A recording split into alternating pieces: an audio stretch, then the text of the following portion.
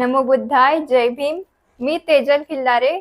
लोकज्योती मराठी या यूट्यूब चॅनलमध्ये आपल्या सर्व प्रेक्षकांचे मनापासून स्वागत. नमो बुद्धाय. जय भीम.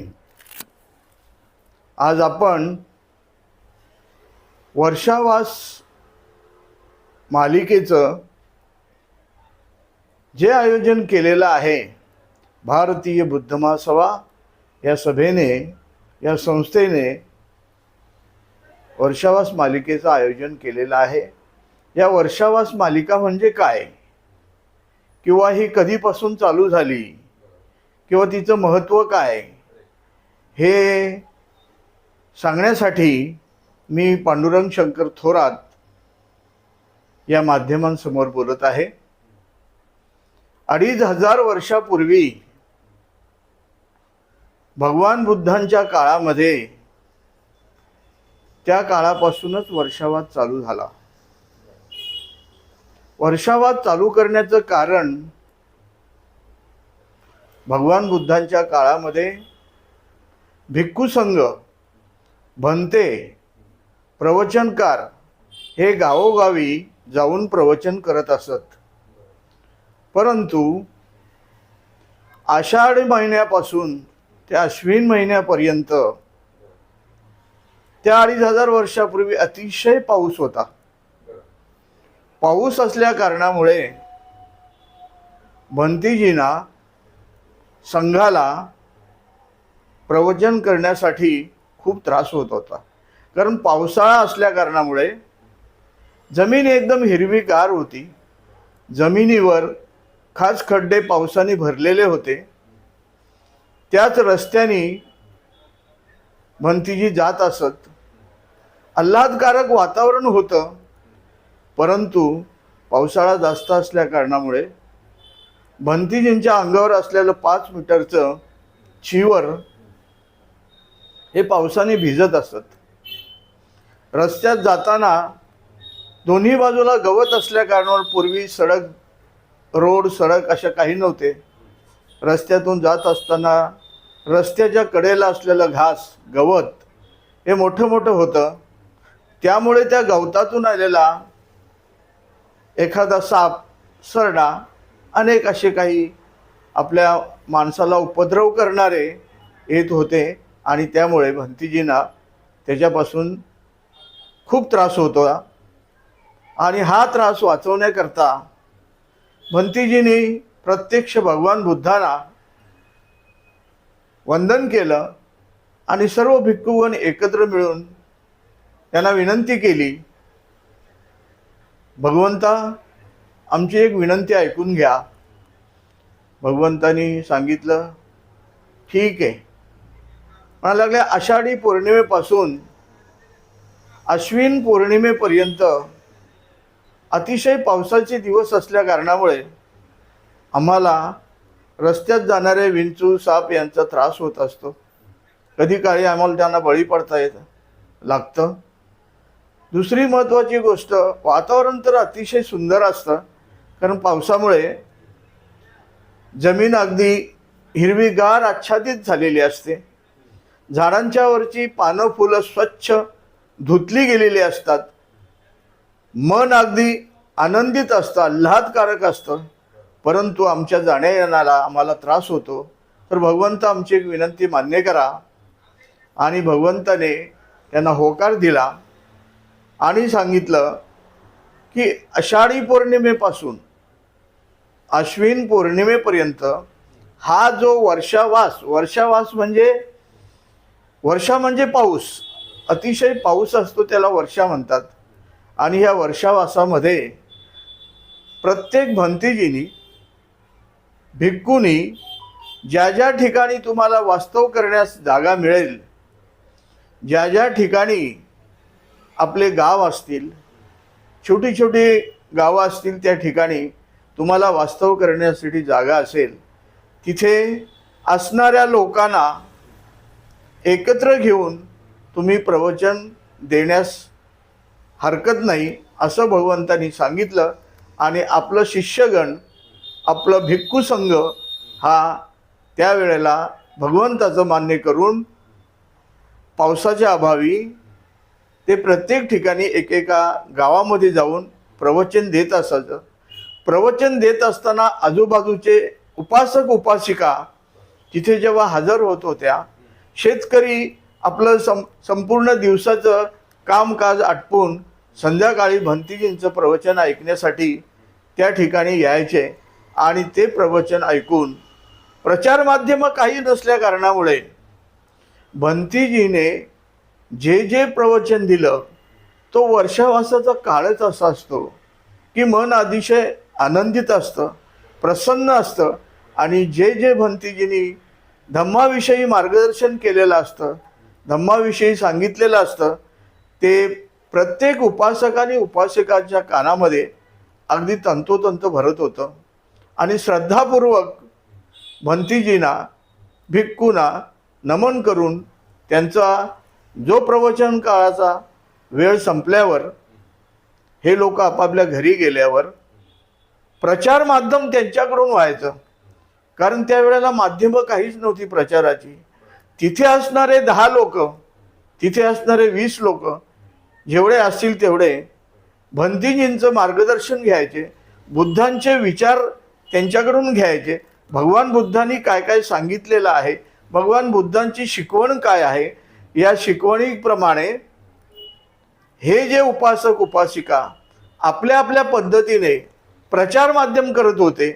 एक माणूस त्यांना जशी जशी माणसं भेटतील त्या त्या माणसाला की भंतेजीने आम्हाला असं सांगितलेलं आहे, भंतेजीने आम्हाला बुद्धांची शिकवण कशी आहे सांगितलेली आहे, हे ऐकून ते प्रचार माध्यमांच्या स्वरूपामध्ये इतर लोकांना सांगत होते. म्हणजे तिथे असणारे 10 उपासक किंवा उपासिका या पुढे 50 लोकांच्या पर्यंत धम्म पोचवत होते. अशा काळामध्ये जेव्हा संपूर्ण ठिकाणी पावसाचा हे वेग कमी झाला, पावसाचा वेग कमी होतो, अगदी रस्ते व्यवस्थित झालेले असतात. या काळाला 3 महिने लागलेले असतात आणि या 3 महिन्याच्या काळामध्ये अतिशय आनंदित असा काळ असतो. आणि या आनंदी काळामध्ये भंते किंवा भिक्खूगण एकत्र राहून जे प्रवचन करत होते ते प्रवचन मनाला भावणारं होतं, प्रसन्न वाटत होतं. आणि त्या प्रसन्नतेच्या दृष्टिकोनातून व्यवस्था अशी झाली की त्यामुळे भंतीजींना होणारा जो त्रास होता, जे किडे मकोडे रस्त्यावर असणारे जे होते, हे भंतीजींना त्रास देऊ शकले नाहीत. भंतीजींच्या अंगावर असणारं चिवर, हे चिवर भिजत नव्हतं. त्याच्यामुळे त्यांनी पुन्हा भंतीजींनी मिळून भगवंताला अश्विनी पौर्णिमेला पुन्हा सांगितलं की भगवंता, आपण आमची विनंती मान्य केलेली आहे आणि या वर्षावासाच्या काळामध्ये आम्ही 3 महिने ज्या ज्या ठिकाणी राहिलो त्या त्या ठिकाणी कुठल्याही प्रकारची गैरसोय झाली नाही. आणि आम्ही पद्धतीने आम्ही भगवंताची शिकवण, भगवंतांनी काय सांगितलेलं आहे, भगवंतांनी कसं सांगितलेलं आहे ते आपण कुठल्या प्रकारे घ्यायचं आहे, आपण त्या मार्गावर कसे आरूढ व्हायचे, आपल्याला सुद्धा पुढे प्रवचनकार कसे असतात, ते कसे बोलतात, त्याप्रमाणे आपण सुद्धा बुद्धांचा धम्म त्यांच्या शिकवणुकीप्रमाणे तो धम्म आपण आत्मसात करूया. आणि आमचे प्रचारक चारो दिशेना फिरू लागलेले आहेत. आणि त्यामुळे बुद्ध धम्माचा प्रचार त्या काळामध्ये अतिशय जोमाने चालत होता. परंतु आत्ता प्रत्येकजण हा नोकरी धंद्याच्या निमित्ताने इकडे तिकडे सैरावैरा पळत असतो. ज्या ज्या ठिकाणी विहारा असतील त्या त्या ठिकाणी उपासक उपासिका येत असतात, चिंतन मनन करत असतात. परंतु अजूनही बराचसा काळ अजून मागे आहेत आपण.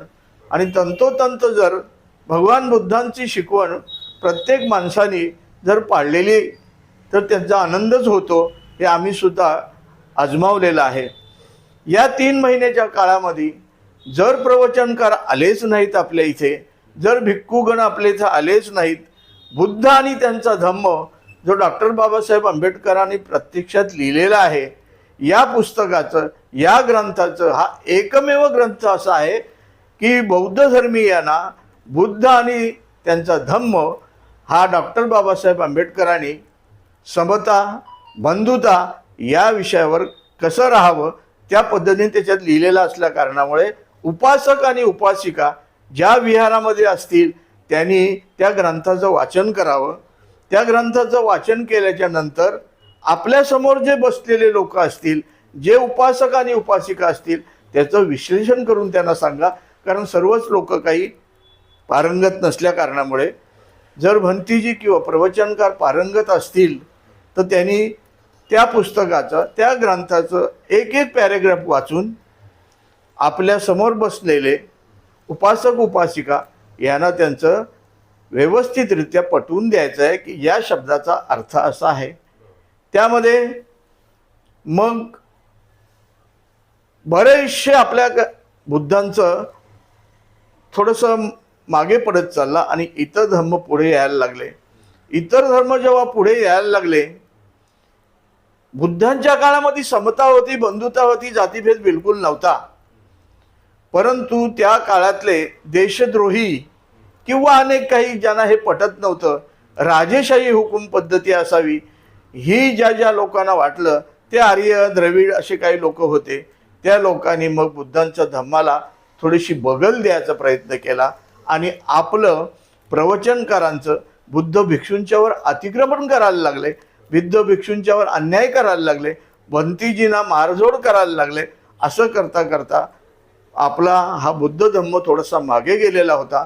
परंतु आत्ता शिक्षणाची दारं डॉक्टर बाबासाहेब आंबेडकरांनी उघडी केल्यामुळे त्यांना जो ग्रंथसामुग्री दिली, जो भगवान बुद्धांचा ग्रंथसामुग्री दिली आणि ते वाचून आत्ता सुद्धा आपले लोक बरेचसे या धम्माचे पुढे पुढे चाललेले आहेत. म्हणून माझी तरी विनंती आहे, मी एक बौद्धाचार्य या निमित्ताने, भारतीय बुद्ध महासभेचा बौद्धाचार्य या निमित्ताने आम्ही जे अवलोकन करतो की वर्षावासामध्ये काय करायला पाहिजे. वर्षावासामध्ये दुपारी 12च्या आत आपलं जेवण उरकायचं असतं, दिवसभर काही खायचं नसतंय. शिवाय शाकाहारी जीवन जगा. या 3 महिन्यामध्ये शाकाहारी जीवन जगायचं आहे. भगवंतांनी सांगितलं होतं प्रत्येकाच्यावर बंधुभावाने राहा, समानतेने राहा, कोणाशी दुष्ट मैत्री करू नका, करायची असेल तर समतेने करा.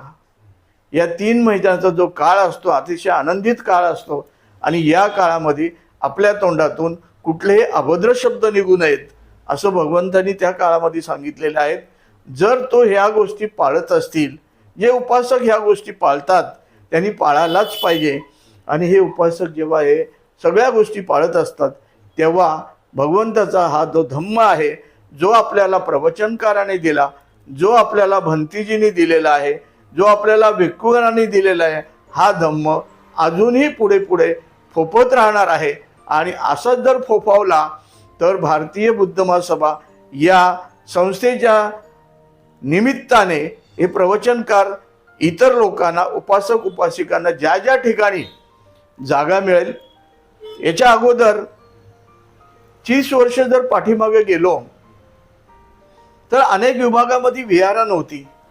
विहार नसल्या कारणामुळे ज्यांना ज्यांना धम्माचा प्रचार करायचा होता त्यांनी त्या सगळ्या लोकांना एकत्र करायचे. आणि आज तुमच्या घरी आम्ही प्रवचन करणार आहेत. जे काय असेल फक्त तुम्ही ऐकायचं आहे आणि त्यावर तुम्ही चर्चा करू, तुम्हाला सांगू, तुम्ही त्याच्यावर काय तुम्हाला आनंद वाटला की काय झालंय तुम्ही आम्हाला सांगायचं.